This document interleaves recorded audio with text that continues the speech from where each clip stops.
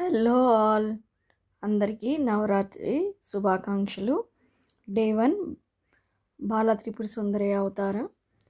ఇవాళ అమ్మవారికి ఏ ప్రసాదం అనేది నేను మీకు చూపిపోతున్నాను. ఇవాళ అమ్మవారికి ఏంటంటే కట్ పొంగల్, అది ప్రిపరేషను టెంపుల్ స్టైల్లో ఎలా అనేది నేను మీకు చూపిపోతున్నాను. ముందుగా ఒక గ్లాస్ రైస్కి హాఫ్ గ్లాస్ పెసరపప్పు తీసుకోవాలి. అది కుక్కర్లో కడిగి 4 గ్లాసెస్ వాటర్ పోసుకొని సాల్ట్ వేసుకొని ఉడకబెట్టాలి. నెయ్యి, జీడిపప్పు, కరివేపాకు, మిరియాలు, ఎండుమిర్చి, పచ్చిమిర్చి, పోపు దినుసులు, అల్లం, నెయ్యి బాండి పెట్టుకొని నెయ్యి వేడి చేసుకోవాలి. చేసుకున్న తర్వాత పోపు దినుసులు అవి వేసేసుకోవాలి. మిరియాలు అవి బాగా వేగిన తర్వాత ఈ లోపల విజిల్స్ ఒక 4-5 వచ్చిన తర్వాత కుక్కర్ దించుకోవాలి. చూడండి ఎంత మెత్తగా అయిపోయిందో.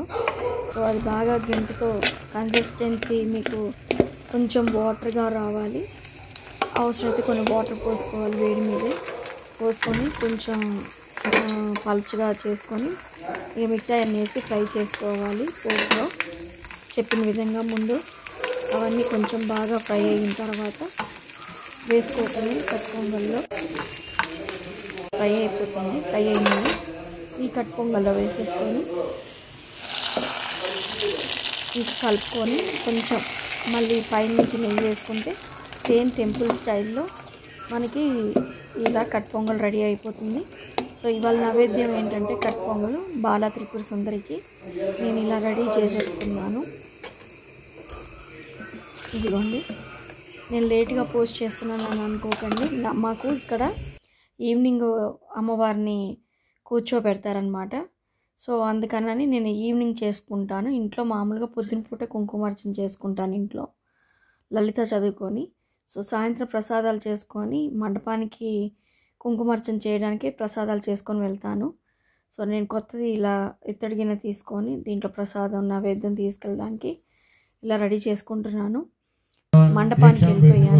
అక్కడ అమ్మవారు ఇలాగా అలంకరించారు.